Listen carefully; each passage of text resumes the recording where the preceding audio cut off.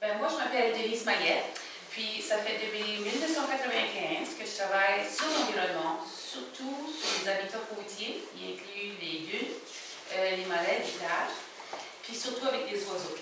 Les oiseaux de rivage, les oiseaux de marais, puis ma plus grosse job, c'est le suivi des cycleurs qui nichent sur les plages, par ici, qui sont en voie de disparition. Excuse-moi. Je travaille pour, je vais mettre ça sur, pour Études d'Oiseaux Canada, pour un de mes projets, puis avec le GDVTC pour un autre projet, j'aimerais que ça soit vraiment facile pour que les gens, si vous avez besoin d'avoir de quoi de clarifier ou des questions, comprenez-vous, gênez-vous pas. Are there any people here who are English and are not really great with French? Ou y a-t-il du monde acadien qui, une fois de temps en temps, qu'on traduit des mots scientifiques? Anyway, je vais avoir beaucoup de choses déjà écrites, comme là-dessus, tu vas voir le jaune, c'est en anglais. Souvent, quand on va voir des jaunes là-dessus, c'est juste la même chose répétée, mais en anglais. S'il y a un mot que vous ne comprenez pas des fois, sauter dans le jaune. Mais n'ayez pas peur de demander. Je pense que c'est tout ce que je voulais dire pour celle-là. On va avoir plusieurs points. On va parler de l'importance des marais. Puis, on les voit toutes là, juste pour donner une introduction à ce qu'on va dire. Puis là, on va avoir des points aussi pour ce que nous autres, comme humains, on peut faire pour aider. So, on va dire que les marais sont les écosystèmes les plus productifs sur la planète. On va tout vous expliquer chaque point un à la fois après. C'est des habitats importants pour les plantes et les animaux. Ça nourrit les habitats marins. On va en parler de plus. C'est des filtres naturels qui vont nettoyer l'eau. C'est aussi des éponges naturelles, capables d'absorber des grandes quantités d'eau, surtout quand il y a des grosses pluies ou des inondations. Ça nourrit, ça nettoie les estuaires. Puis l'estuaire, c'est un habitat marin, puis c'est où est-ce qu'il y a beaucoup d'animaux qui commencent leur vie. Beaucoup d'organismes marins vont vivre dans l'estuaire une partie de leur vie. On a besoin qu'ils restent en santé eux aussi. Puis aussi, c'est une place où il y a beaucoup des poissons commerciaux qui vont commencer ou passer une partie de leur vie. Ce qui veut dire que pour les communautés côtières, c'est bon pour l'économie, parce qu'il y a des pêcheurs et toutes sortes de choses comme ça. C'est des zones tampons. Ça protège contre les vagues, puis ça protège aussi contre la hausse du niveau marin. Puis ça, je parlais de ces choses-là tantôt, ça va être la fin de savoir comment ça fait ça. Ça veut dire que ça protège les terres intérieures et nos structures humaines.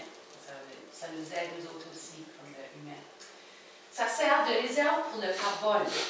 Ça veut dire qu'il y a moins de carbone dans l'air, ça veut dire que ça réduit l'impact de l'effet de serre, puis ça réduit aussi les problèmes de réchauffement global. Ça aide à diminuer la quantité de maringouins. On dirait peut-être que non, je vous expliquerai ça pour les deux. On dirait, Aussi, c'est des endroits récréatifs. On peut faire toutes sortes de choses là. Puis ça améliore la santé humaine. Les deux premières diapositives vont juste passer un petit peu de temps pour expliquer les processus qui se passent là-dedans. Parce que là, on comprendra mieux dans les autres, on se construira avec ça. Alors, on disait que c'était les écosystèmes les plus productifs sur la planète. Ils produisent beaucoup d'énergie sous forme de nourriture, nécessaire pour faire vivre toutes sortes de plantes et d'animaux. La raison pour ça, c'est que les plantes de marais, ils vont croître, mourir, se décomposer et croître vraiment vite. Puis ça se fait tout en même temps. Ton nez, quand tu passes à côté, tu sais qu'il y a tout le temps de quoi qui se décompose là-dedans, mais tes yeux voient qu'il y a tout le temps de la vie aussi. Ça se fait tout en même temps. On peut passer par les 4 petites photos là pour expliquer comment ça travaille. Le premier, la matière végétale est décomposée par des bactéries, des champignons, des microbes pour devenir ce qu'on appelle du détritus. Puis ça, c'est la manière que le marais prend de l'énergie brute, puis elle la change en énergie qui peut être utilisée par les plantes et les animaux. Ensuite, il y a le numéro 2, les petits invertébrés, comme des bébites, des crabes, des vers, des champignons. Eux vont se nourrir de ce détritus-là maintenant que c'est capable d'être utilisé comme la nourriture. Le troisième, là, les petits poissons, on connaît tous, c'est des barbeaux par ici. Là. Quand la mer monte, les barbeaux montent dans le marais, puis eux peuvent se nourrir de ces bébites-là, puis aussi du détritus. Puis ça qui va faire l'échange entre la terre et la mer, c'est que les petits barbozeux, avant que la mer vienne trop basse, ils retournent à la mer. Puis eux peuvent nourrir les plus gros poissons, les oiseaux, les mammifères, et nous autres, les humains. So, c'est comme ça que ça commence. Puis là, qu'est-ce qui se passe dans le marais, part 2? Pourquoi les marais sont-ils de si riches écosystèmes? On sait que chaque marée haute apporte des eaux qui ont passé dans les rivières, puis ça les emmène vers l'intérieur des marais. On sait que les rivières sont toujours en bas de la butte. Ça veut dire quand ce qui mouille, tout ça qui est plus haut que la rivière va se faire porter à la mer, à la rivière. Puis ça peut être des choses qui sont bonnes, comme des nutriments, mais ça peut être aussi des choses comme des polluants. Ça se rend tout dans la rivière. Ensuite, le marais se retrouve sur le bord des rivières puis sur le bord des baies. Ça veut dire que chaque fois que la mer monte, ça va rentrer là-dedans, puis ça va attraper beaucoup des sédiments suspendus qui viennent des rivières, ainsi que toutes les choses qui sont là-dedans. Une fois là, les marais sont capables de filtrer toutes sortes de polluants. Ils incluent herbicides, pesticides, agents pathogènes, des choses qui causent des maladies, métaux lourds, puis les sédiments qu'il y a de surplus dans l'eau. Puis ça accumule beaucoup des nutriments. À chaque année, les rivières portent des tonnes de sédiments et de choses aux marais. Puis c'est ça qui donne tout, qui commence la grosse productivité de nos marais. Donc, pour aller voir. Ça nettoie l'eau, ça sert de filtrer des polluants, comme que je parlais de tantôt. Comment est-ce que ça se fait, ça? Quand les plantes de marais ils meurent, ils sont vite décomposés. Puis ça continue à épaissir la masse qui est en dessous. C'est spongieux, puis on appelle ça de la tourbe, peat en anglais. C'est comme un gros tas de plantes et de racines qui sont mortes en décomposition. Quand des grandes quantités d'eau passent là-dedans, les plantes ainsi que l'éponge qui est en dessous vont les filtrer pour ramasser toutes les choses qu'on a parlé de tantôt.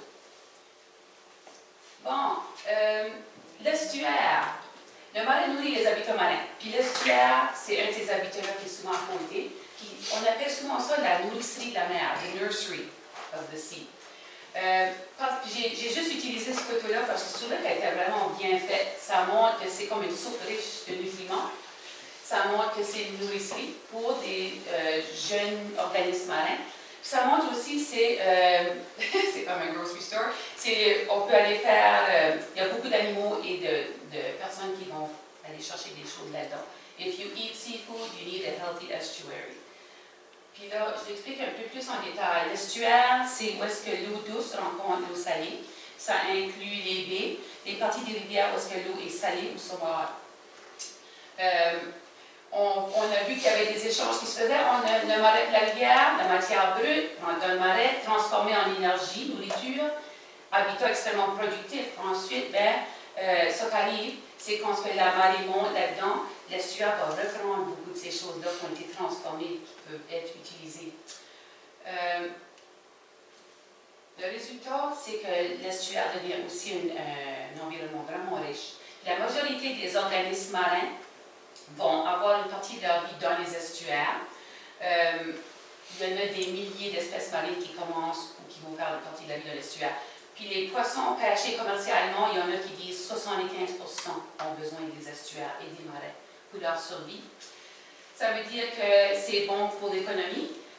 Pas juste les poissons, les mollusques, les moules, les huîtres, les coques, les paillotes de baie, c'est toutes les choses qui sont dans les estuaires.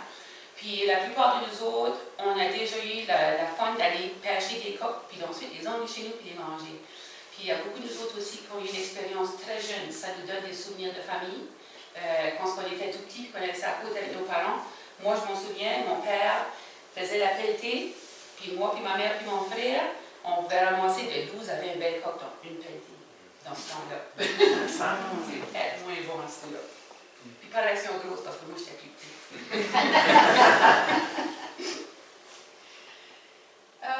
C'est des éponges capables d'absorber des immenses quantités d'eau, de pluie, qui aident à prévenir les inondations dans des régions côtières.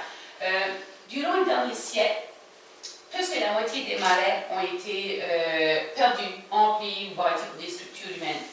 Avec le réchauffement global, les plus grosses tempêtes, plus fréquentes, plus d'inondations, c'est sûr qu'on ne veut pas non perdre des marais, parce que si ils peuvent nous aider à nous protéger des inondations, ça peut nous sauver des milliards de dollars, billions of dollars, parce qu'on sait que comment cher ça coûte à manger nos affaires une fois que ça a été brisé par les inondations.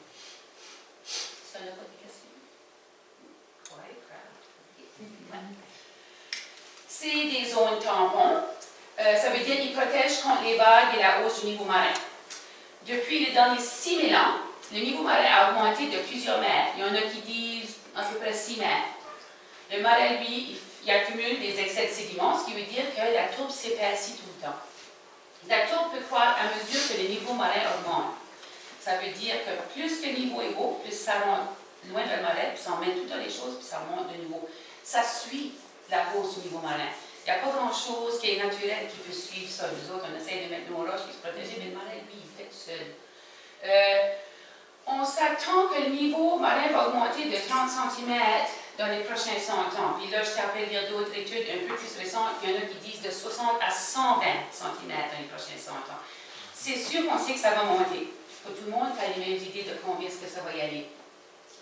Ça nous prend des endroits comme ça qui nous protègent. Sur le côté des vagues, le marais sert à diminuer la vitesse puis la hauteur des vagues avant qu'elles peuvent atteindre et nuire à nos terres en terre puis des maisons puis des structures humaines. Il y a une étude en 2006 qui nous dit que la hauteur des vagues est diminuée de la moitié de 50% pour les premiers 10 à 20 mètres de marais. Puis là, vous allez voir beaucoup d'études, puis il y en a qui disent plus, puis il y en a qui disent moins. Mais tout le monde dit que c'est un bon effet. C'est juste que je ne veux pas trouver deux scientifiques qui vont donner les mêmes chiffres. Les marais servent de réserve pour le carbone. Ça aide à réduire l'impact de l'effet de serre et le réchauffement global. Ça peut garder des vraiment grandes quantités de carbone. Les plantes humaines vont le prendre directement de l'air, comme n'importe quelle plante. Mais ça arrive quand les plantes meurent, ils se décomposent pas complètement, ils se font ajouter à la tourbe en dessous. Puis ça continue à s'épaissir. Puis tout ça qui est en dessous, ça garde ça. Parce que la plupart des plantes dans d'autres habitats, quand ça se décompose, il n'y a pas qui retourne à l'air. Il n'y a pas qui se fait manger par un animal. Mais ici, ça se tient là-dedans. Ça peut tenir beaucoup, beaucoup de carbone. Il y a des chercheurs qui vont prédire qu'avec la hausse du niveau marin, on va avoir 4 fois le carbone dans les marais qu'il y a aujourd'hui. Ça, c'est excitant. Ça nous dit que ça nous aide. Il ne faut pas s'exciter trop vite. Parce que si on détruit un marais, qu'on emplit, quelque chose comme ça, on le drain, ce qui arrive, c'est toutes ces années-là de carbone qui ont été cachées là-dedans vont être relâchées tout d'un coup. Ça tourne à l'atmosphère. Ça nous pose des problèmes de nouveau. Aussi, un problème qui est un peu plus difficile à arranger, c'est que si on laisse le marais aller naturellement, puis on ne fait pas défendre pareil, parce que quand le niveau marin monte, le marais recule en terre. Et nous autres, si on regarde le bord des chemins, puis qu'on regarde tous les bâtiments, les humains vivent près de l'eau. Puis il y a des structures qui arrêtent le marais de reculer. Puis finalement, tu le perds. Ça, c'est quelque chose qui est plus difficile. Quand on va voir des places où le marais est vraiment large, c'est le fun qu'on ne mette pas des grosses roches et des choses comme ça. Des fois, c'est sûr qu'il y a des structures naturelles qui vont bloquer. Ce que tu peux faire avec ça, c'est qu'il y a une montagne derrière ton marais. Tu ne peux pas changer la montagne de place. Mais on peut y penser avec nos plans futurs. Ah, oui, les maringouins. Ok, oui, il y a des gros maringouins, les marais sont peut-être même plus gros que les autres, je ne sais pas. Ça se reproduit dans les marais.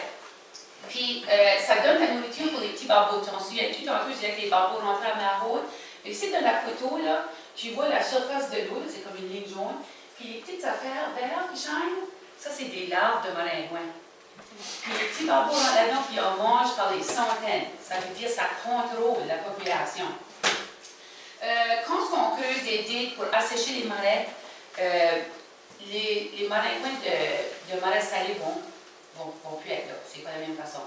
Il va finalement s'installer des maringouins d'eau douce, parce qu'il va y avoir des places là-dedans pour avoir de l'eau douce. Ce qui arrive, c'est que maintenant, il n'y a plus des poissons qui vont les manger. C'est là que la population augmente. Ça va améliorer la santé humaine. Ça améliore la qualité de l'eau. Ça enlève les agents pathogènes et les polluants. Ce qui arrive, c'est les eaux usées qui viennent de la ville. C'est pour ça que j'ai mis la petite photo dans le coin là. Ça descend la ville, puis si ça passe par le marais avant d'aller dans la rivière, c'est déjà nettoyé un peu.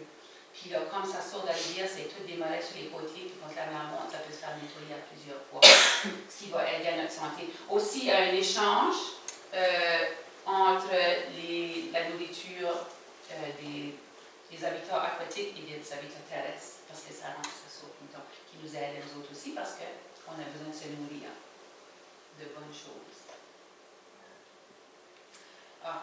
C'est des endroits récréatifs, observation d'oiseaux, j'en ai formation là-dedans, chasse au canard, récolte, dans le coin là, c'est quand on peut ramasser des tétines de souris, ça, on peut manger des choses dans le marais, c'est au pied d'y aller, on prend pas plus que 10% de la population pour notre bon nous autres, puis ça va continuer à pousser.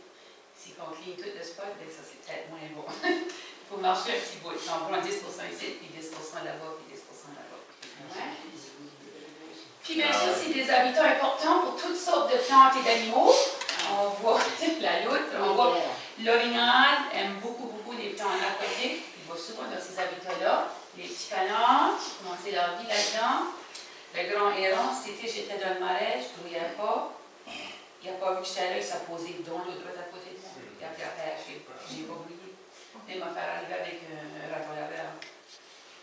Autant que la moitié de toutes les espèces d'oiseaux en Amérique du Nord ont besoin des endroits humides pour nicher ou bien se nourrir. C'est beaucoup, c'est beaucoup. Puis on voit aussi dans la photo que ce n'est pas juste des oiseaux qui utilisent des marais. Il y a toutes sortes de plantes là-dedans, des animaux, des mollusques, des crabes. C'est recherché comme environnement. Il y a des grands groupes d'espèces ici au Canada qui souffrent de déclin considérables, surtout dû aux pertes d'habitat. Puis le marais, c'en est un. La survie d'un de ces groupes, les oiseaux de rivage, dépend beaucoup de ces aires-là qu'ils font, parce qu'ils font des grandes migrations chaque année. Puis ils ont besoin de faire le plein, puis ils ont besoin de toute l'énergie pour avoir du succès et pas perdre la vie en faisant cette migration-là. Parce que des fois, dans la nature, ça prend juste manque d'énergie pour que si tu as une petite bébé ou une floue, ça va te prendre. Les animaux ne peuvent pas aller à l'hôpital. Ils doivent garder leur énergie haute. OK, on va voir des choses qui vont vivre dans le marais. Il était proche de mes la loutre. Oh, sur le ski. J'ai mis une sur la page. Elle essayait d'aller prendre les canards et assis. Elle nageait dans l'eau, puis là, elle sortait. Mais c'est beau. C'est supposé que ça chasse l'argent. Ici, ça c'est le fond de l'estuaire. On voit les ostères marines de l'arbre à outarde qu'on appelle par ici. Ça, c'est une autre place, c'est une partie de l'estuaire qui est très, très riche, parce que c'est comme des petites forêts en dessous de l'eau où est-ce que la plupart des organismes peuvent se cacher et commencer leur vie. Là, on voit une plie. Je ne peux pas dire quelle sorte que c'est. Danny, c'est une... La fraise. La flounder. Moi, vous avez tous, il y en a une qui est rouge, il y en a une qui est noire en dessous. Finalement, les terres humides et nous, qu'est-ce qu'on peut faire?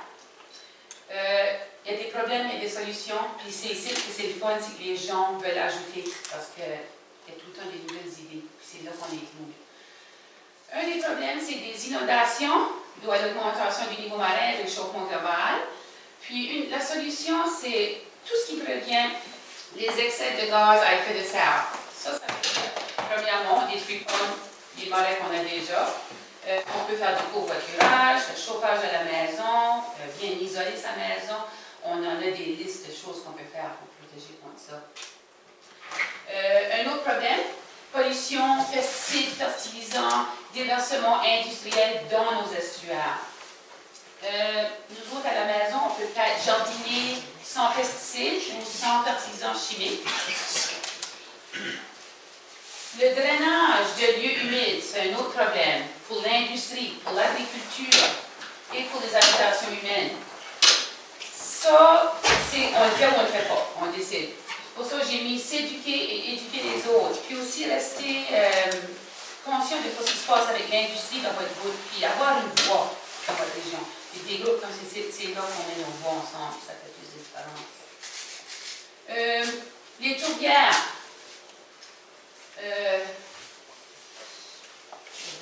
Les tourbières et l'extraction de tourbe, c'est pas quelque chose qui va durer la tourbe. Ça prend des milliers d'années avant que ça vienne les mains. Puis nous autres, on va là-dedans et on enlève.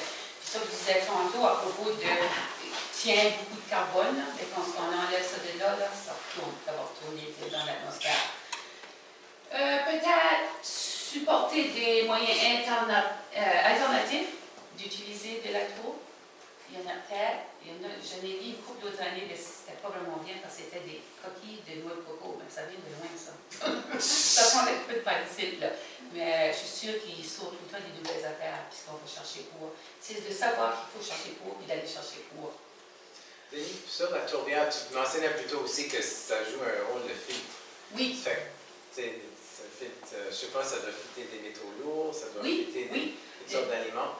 Puis, je suis juste curieux jusqu'à quel point que ça peut se retrouver dans nos jardins, par exemple, si on se sert de la tourbe comme additif aussi. C'est-tu une autre question qu'il faudra faire attention? Ça sera rare, parce que la tourbe, où est-ce qu'ils vont la prendre, là, elle peut être épaisse comme par-dessus nos terres. Ils vont creuser, puis ça prend des milliers d'années avant que ça vienne épais de mer. C'est ça qu'ils vont chercher, c'était avant la grosse révolution industrielle humaine. C'est pas mal, la plupart, ça doit être OK. Mais c'est vrai que ça pourrait arriver, les parties qui sont plus hauts dans la tourbière. Aussi, s'il y a eu des déversements dans ce bout-là, ça dépend comment longtemps que ça prend pour que l'eau sale de la surface s'en va dans le fond. Comme nous autres ici, sur nos terres de ce bout ici, c'est pas mal du grès. La terre qui donne une bout, ça prend à peu près 30 ans pour que de l'eau sale se rende à une table d'eau qu'on boit. Ça, c'est juste un à peu près, c'est un overall. Mais ça nous dit quand même que différents terrains absorbent de différentes vitesses. Je ne sais pas comment vite ça va pour la tourbe. Que si il y a eu des déversements, ça pourrait aller dans le fond. Bonne question. Les espèces invasives, on peut jardiner avec surtout les arbres et les fleurs, essayer de garder des espèces qui viennent de la région. J'aime tout le temps de répéter de nouveau, plus que 50% des terres humides sur toute la planète ont été perdues depuis l'année 1900. Puis j'ai ajouté en bas sur ce côté ici, jamais utilisé plus d'eau qu'on a besoin à la maison, à l'école, à l'ouvrage. Ça fait une différence. Là, en haut, c'est Place Champlain. J'aime de l'utiliser comme un exemple de développement. On a rempli les marais pour faire un développement humain. Puis, en bas ici, c'est le durcissement de nos côtes, les roches qui ont été mises. Un autre exemple de quelque chose qui se passe beaucoup et qui peut détruire nos habitats.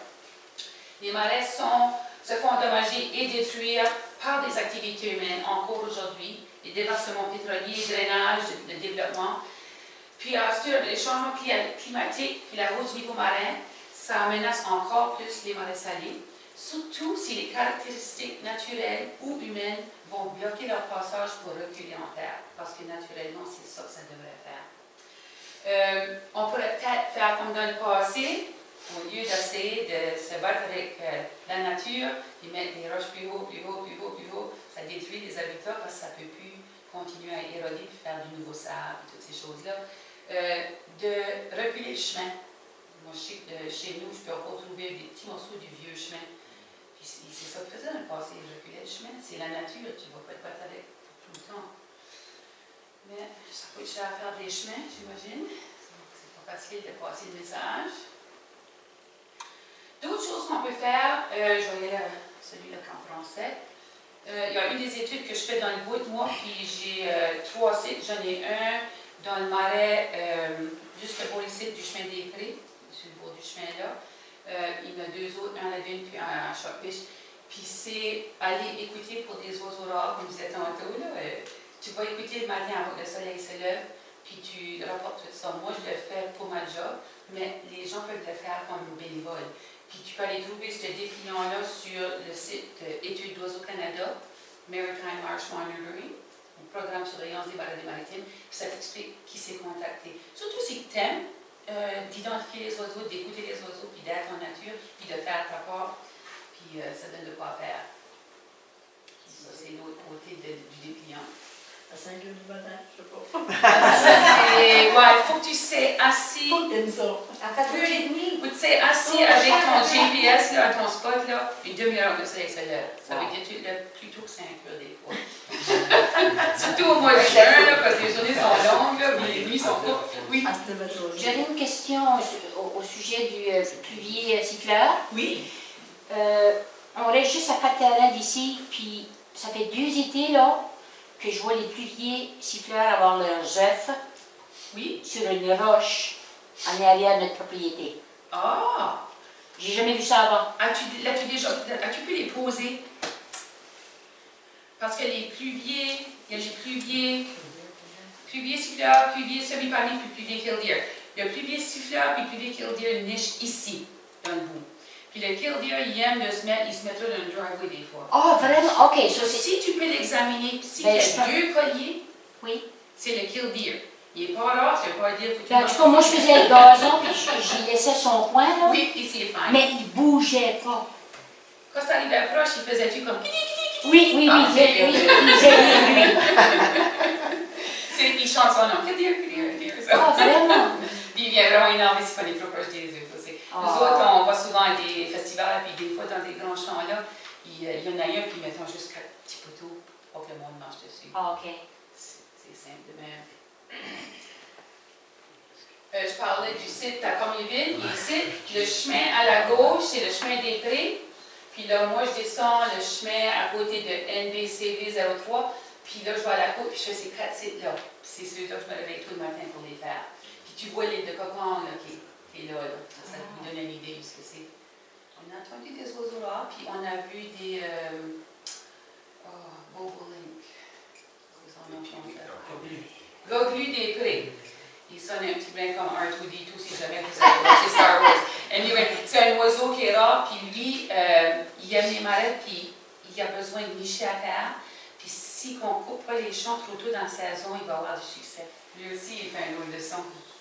Denis, je peux te demander, ça fait que c'est juste un genre de sentier à pied que tu marches? Oui, ça je vais faire, je vais prendre le chemin, puis ça va m'amener à la côte. Okay. Puis là, je vais marcher sur la côte, puis je vais monter dans le marais, trouver ce spot-là avec mon GPS. Okay. Parce que je ne veux pas passer sur les terres du Montreux non plus. Ouais, c'est c'est beaucoup de ça, maisons, là. Okay. So, le chemin-là va être sur la côte, puis je parque à la maison au chemin. Le monsieur m'a dit que je pouvais parker dans sa cour. Puis là, le reste, c'est juste. Puis la plupart du temps, il n'y a personne debout quand on est là. So far, il n'y a pas besoin d'être pas, je fais là. Si qu'ils me disent de m'en aller, je m'en aller. J'explique pas ce que je fais, parce qu'ils veulent encore que je vienne plus. On fait aussi les comptes d'oiseaux d'élevage qui passent dans le bout à l'automne. Puis on a 2 sites dans le bout. Le bout de la dune, là, ça fait depuis 1997 qu'on le fait. On a beaucoup de données. Puis le marais de Cormierville, de ce côté-là, ça fait depuis 2009 qu'on le fait. Puis on a vu beaucoup d'espèces à travers les années. Là, je peux en voir quelques-uns. Ce site, c'est depuis 1997 à la dune. La ligne verte vous donne les chiffres, là. Ça fait beaucoup ça. Regardez la ligne avec tous les petits carrés violettes. C'est celle-là qui est bonne parce que il y a des années qu'on avait rien qui était 7 fois sur les chiffres, c'était pas trop haut. Il y a une autre année, on a été 16. So, j'ai fait une ligne des oiseaux à l'heure. Mais tu vois quand même que dans les premières années, tu avais 386 oiseaux à l'heure. Puis ces années-ci, c'est dans les 200, 100, même moins que 100. Ça a beaucoup diminué à travers les années. Puis les espèces. Cette année, le site à la dune avait 13 différentes espèces. Il y en avait 15 l'année passée, ça baissait à la dune cette année. Le plus d'espèces qu'on a vues dans un an, c'était en 2008. Il y en avait 20 dans cette année-là. Puis à travers toutes les années, à la dune de Bouctouche, à ce site-là, on a vu 24 espèces d'oiseaux de rivage. Ça, c'est pas les autres oiseaux, c'est juste les oiseaux de rivage, qui est vraiment un bon chiffre. On a Cormierville ici, qui nous montre qu'il y avait 15 espèces cette année à Cormierville. C'était la dune. Il y avait rien que 11 l'année passée. La plus grosse année, il y en avait 19. Puis on en a vu jusqu'à 21.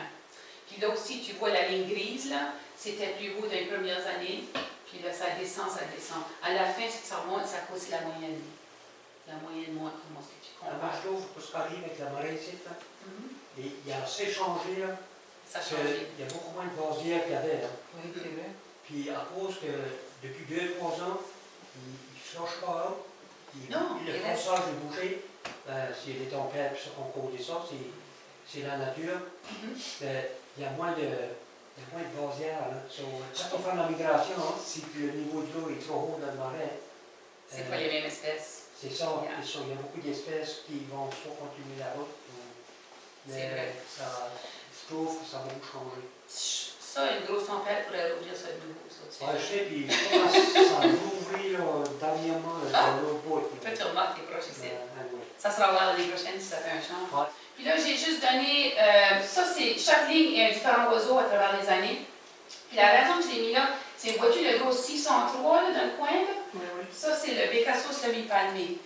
C'est le plus gros montant d'oiseaux que j'ai vu dans une journée à travers toutes les saisons depuis qu'on fait la dune, depuis 22 ans. Puis c'est cette année qu'on l'a eu. C'est impressionnant puisque les chiffres descendent. C'est le même oiseau si jamais que vous allez à Mary's Point, toutes ces places-là, que tu en vois en 40 000 d'un coup. La coutume, la plupart des œufs, ça sera cette sorte-là. J'ai mis ça qui ressemble à l'automne, puis ça qui ressemble, tu le vois plutôt dans la saison. Parce que quand il est dans le nord, il y a des couleurs plus terre, parce qu'il va nicher et il ne veut pas se faire voir. Denise, tu as vu 603 dans une Oui. individu dans une journée. Dans une journée de seulement cette espèce-là. Juste cette espèce-là, OK. C'était pas mal court. J'ai aimé ça. J'ai tout ça, ce rapport-là au complet, là, on peut l'accéder à travers le site. Puis elle l'a mis là, le papier. Je voulais mettre la même chose pour Commiville. On voit que les choses montent puis descendent beaucoup aussi. Puis on voit que on n'avait pas 2011, il y a une année qui monte là-dedans, c'est pas bien. Depuis 2009, on a des chiffres. Cette année, on a vu le pluvier bronzé, ça faisait depuis 2015 que je ne l'avais pas vu à Commiville. C'était vraiment une fun de voir. Il ne ressemblait pas à ça. Par le temps, il arrive ici, il est tout gris.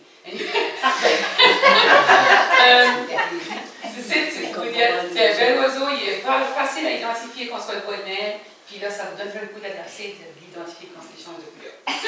Peut-être, je ne sais pas. En parlant des oiseaux de l'hivage, ils vont nicher en Arctique la plupart des œufs.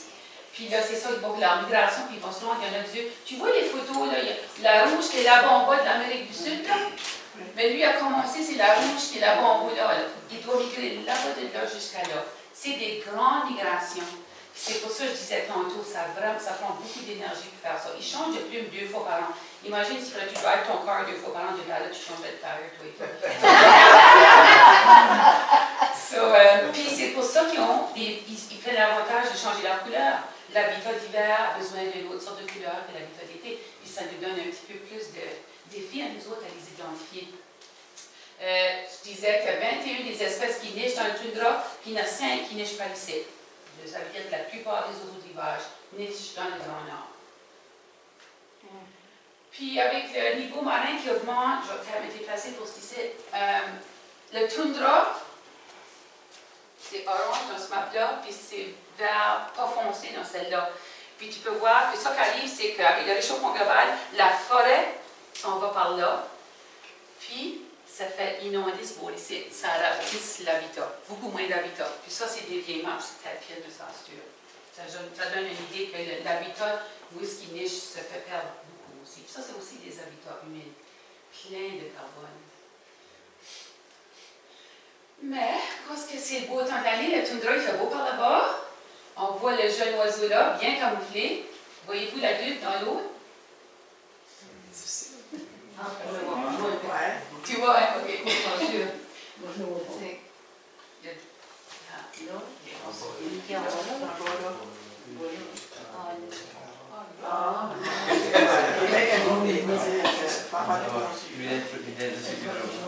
J'aimerais ça que quelqu'un me demande d'aller faire une étude par là-bas. J'allais demander, tu es allé au J'ai jamais été là.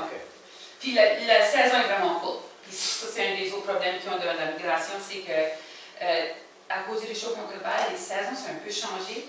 Puis eux, c'est timé, là. C'est comme, tu arrives là, tu as juste le temps de nicher. Puis là, quand tu t'en viens, tu arrives à ce moment-là ici, ton manger préféré est là, à ce moment de l'année. Puis ça fait, ben là, c'est toutes des balancières situations. Il y a de la misère un peu avec ça. C'est une question de jours. Ils sont là quelques semaines maximum. Ah oui, ça doit, je dirais, je vais prendre l'exemple comme le bébé siffleur. Hein. Ça y prend à peu près 4 et 4 avant que les jeunes s'envolent. 4 semaines pour les œufs éclos, puis une autre 4 semaines pour les jeunes s'envolent. 3-4 semaines. Là, dans l'autre, c'est peut-être plus vite, c'est peut-être 3 puis 3, parce qu'ils n'ont pas beaucoup de choix. Qu'est-ce que la raison évolutive qui justifie ce voyage-là? C'est-tu l'abondance de nourriture ou Ouais. l'absence de prédation? Parce que tu as vu les belles plantes à Juve, là? Ben ça, c'est pas de même longtemps après ça, c'est de la glace. Il n'y a rien à manger. Ils n'ont pas le choix. Puis là, ils vont trouver des places dans le sud où est-ce que tous les oiseaux ensemble se rassemblent, puis ils savent où c'est aller, là. Ça change beaucoup aussi dans le sud aussi, il y a beaucoup de tempêtes, puis les plages changent. Nous autres, on essaye d'avoir des gens qui les comptent par là-bas, mais c'est pas tout le temps à la même plage, parce qu'il y en a une qui va peut-être disparaître une année, puis elle va sortir à quelque part d'autre. Ça nous donne des défis aux humains. Eux peuvent atteindre, en faisant leur migration, jusqu'à 3000 mètres en élévation. Ils peuvent voler de 40 à 60 heures sans arrêt par-dessus l'océan. Puis, ils peuvent faire des distances dans une shot de 5000 km avant de se reposer. Ils font ça 2 fois par année. Puis tu le vois, parce que si tu regardes la map de migration de l'automne, ici, le voyage d'ici à là, c'est pas mal long. Puis là, il y en a qui vont commencer de là, puis ils vont aller plus loin, puis là, ils vont de là à là. Ça peut commencer là-bas ici. Il y en a qui traversent en Europe aussi. C'est des oiseaux assez impressionnants, c'est de la fun de faire ça comme job. Le Bécasso Montbèche, celui-là que je disais qui commence là-bas en haut puis finit là-bas en bas, là, d'un orange, là, lui se fiait sur une place à Delaware Bay. Puis ça donnait tout le temps de la migration à arrêter là dans le temps que les crabes avaient fait tous leurs œufs. Puis ils mangeaient des œufs, des œufs, des œufs. Puis là, il y a eu une pêche qui a commencé, qui est devenue vraiment populaire, pêcher ces mêmes crabes-là. Puis ça a baissé la population de crabes. Puis là, depuis ce temps-là, les Bécasso Montbèche sont en voie de disparition. Parce que c'est assez un gros arrêt, il y a une grosse portion de la population qui arrêtait là. Ça veut dire que cet arrêt-là, quand il a été changé, une grosse portion de la population a été endommagée. J'ai mis les chiffres à côté là. Eux vont voyager 27 000 km par année, aller-retour. Puis les changements sont trop rapides qu'ils ne peuvent pas aller trouver d'autres nourritures ou s'adapter d'eux-mêmes. C'est que c'était ça le gros lot de la nourriture. C'est sûr qu'ils mangent d'autres choses, des petites bébés, puis des crabes, tout ça, mais c'était ça la raison qu'ils ont tout là. Puis ils n'ont pas les seuls, il y avait d'autres sortes d'oiseaux mêlés dans les œufs. Puis là, on va aller. C'est juste un autre bord pareil. Tu dans la bonne direction. OK. Y en a-tu qui veulent avoir quelques petites notes sur l'identification, tandis qu'on existe? J'ai mis juste une page. La taille. Comment se comportait la selle des oiseaux que vous connaissez? Plus gros qu'une corneille, plus petit qu'une corneille, c'est des affaires de même. La forme. C'est-tu long puis mince ou court puis trapu, et des épaules remontées dans la tête, tous des petits trucs de même, parce que de loin, ça se ressemble tout. Ça prend des petits trucs. Ses habitudes dans l'habitat. Il va-tu avoir tout un 2 pattes dans l'eau ou c'est-tu lui qui est tout le temps sur la base? Ils vont chacun le spot dans l'habitat. Aussi, la longueur du cou, la longueur des pattes, des choses comme ça, la longueur du bec. La longueur du bec comparée à la longueur de la tête, on utilise beaucoup celui-là. Comment est-ce qu'il marche le cou? Hein? Comme le Roadrunner dans Walt Disney, un petit bain, là. Mais il y en a deux que c'est ça, ils marchent différents que les autres. Il y en a deux que ça sont des machines à coudre. Même de la terre, so, des petits trucs. Quel habitat ils vont choisir? C'est comme j'ai dit tantôt. Il y en a deux qui sont sur le bout de la côte, il y en a deux qui aiment d'être sur le stuff qui est tout mou puis vert, plus de base, moins de base, plus dans l'eau. Les couleurs, on parlait des colliers tantôt, 2 colliers ou 1 collier, ça aide beaucoup. Puis le chant. Le chant, il y en a quelques-uns qui vont se distinguer. Il n'y en a pas beaucoup qui sonnent pareil. Je ne saurais pas vraiment dire là-dessus. Tu chantes comme eux autres? Je peux faire le kidi, puis je peux faire le kidi. Là, il est énervé. Je suis trop proche. Puis les silhouettes. Les silhouettes, c'est vraiment bien parce que tu vois, c'est beau les photos, là, mais quand c'est en nature, tu vois pas ces détails-là. Puis les oiseaux, c'est pas des plantes, ça s'envole, ça décolle vite. Il faut être vite avec, aussitôt que tu t'apprends à voir la silhouette et la grossure, tu es déjà dans ta tête. C'est tu lui ou lui, puis tu vas aller chercher pour la longueur du bec, tu vas aller chercher pour le collier. So, si tu apprends la grossure et la silhouette de premier, ça te met dans la bonne place. Tu dis, ça pourrait rien être lui ou lui ou lui. Qu'est-ce que je cherche pour next? Là, tu vas avec ça. Puis, je vais vous les montrer, toute la bunch. So, ça, c'est le groupe qu'on appelle les pluviers. C'est aussi des oiseaux d'élevage. Ils sont un peu plus ronds, ils sont courts sur pattes. Le bec est court, les yeux sont gros. Ils chassent avec les yeux sont un petit peu plus gros. Lui, dans le coin ici, là, il avait coutume de faire partie de ce groupe-là, mais maintenant il fait partie de l'autre groupe. Donc, je l'ai vu dans les deux. La tourne de pierre à coller. Puis lui, il tourne les pierres, manger du stock, des affaires en dessous, des habitudes. Ben lui, il est facile à identifier, il ressemble pas mal tout le temps, ça. Ah, puis ton killdeer, il est là dans le coin en haut, à la droite. OK. Deux colliers. Ton pluvier siffleur, le coin à la gauche, les plumes sont couleur du sable sec, puis le pluvier semi-balmé au milieu, lui, neige pas par ici, ben on le met des fois, mais lui, son plumage est couleur du sable trempe. Ça nous donne un petit peu de différence. Puis là, le reste, c'est des bécassos et des chevaliers. Il y en a qui ont des becs un petit peu plus minces, plus longs. Ils se ressemblent beaucoup, comme vous voyez. Il y en a beaucoup. Si tu as des pattes jaunes, ça aide un peu. Ou des grands becs ou des grands pattes. Des grands becs et des grands pattes, ça aide un peu aussi. Puis là, puisqu'on parlait de protéger nos côtes, j'ai pensé que je mettrais quelques photos sur l'idée de protéger les dunes. Il y a peut-être de vous autres qui ont des chalets sur les dunes, ou près des dunes. Puis la dune ici protège les maisons quand la tempête vient. Une fois que la dune est partie, quand la tempête vient, c'est la maison qui le prend. Ça, c'est un exemple de ça. Puis je suis sûre que les derniers 10-20 ans, on voit de plus en plus de ça. Les arbres de dune, ça s'appelle des amorphiles, puis c'est comme des glaciers, des icebergs. Tu vois juste le fait, parce que le réseau de racines qui est en dessous va vraiment loin sur la superficie. Ça peut être pas mal plus, mais ça peut aller vraiment loin. Puis ça fait comme un filet ou un squelette qui tient le sable ensemble. Tu ne veux pas couper le long, là. Tu veux garder ces plantes-là. Puis ils sont super résistants. Ils peuvent résister à des places. C'est comme un désert, là. L'eau ne reste pas longtemps, il n'y a pas beaucoup de nutriments. Ils prennent de bon, il n'y a pas d'ombrage, mais se faire marcher dessus 4 ou 5 fois, ça va les faire mourir. C'est ça qu'ils ne peuvent pas prendre. Si vous avez marché dessus du pied, ils vous ont parlé, ils vous ont dit, marchez pas sur moi, je te pique, ça vaut. Ça, c'était la photo à Julie. Puis c'était de la restauration qu'eux ont fait là-bas, puis ils ont utilisé des sapins. Puis vous avez planté des amorphiles aussi? Oui. Pour restaurer les dunes. Puis c'est de eux qu'on a eu la recette pour planter des sapins dans notre bout. C'est pour ça que j'aime en parler. On voit ici avant et après. Avant et après, des beaux succès. La mère avait coupé le cap de même, puis le cap après commence à être juste naturel. Nous autres, on l'a fait à Côte-Sainte-Anne. Là, tu vois des sapins, bien, il y a une rangée de sapins derrière. Dans un an, ils étaient couverts de sable, puis les plants poussaient déjà dedans. Puis là, c'était notre deuxième rangée. À la fin de l'été, tu voyais presque plus les sapins, puis les plants sont pas mal grosses. Les plants, tu peux les faire de la graine, mais si tu connais des places que c'est vraiment épais, tu peux aller ramasser des touffes, c'était là. Puis les planter, c'est vraiment facile à faire vivre. Surtout si tu fais tout dans la saison. Puis on avait mis de la clôture. La clôture ralentit. Le vent s'en vient vite avec du sable dedans, puis quand le vent ralentit, le sable tombe. C'est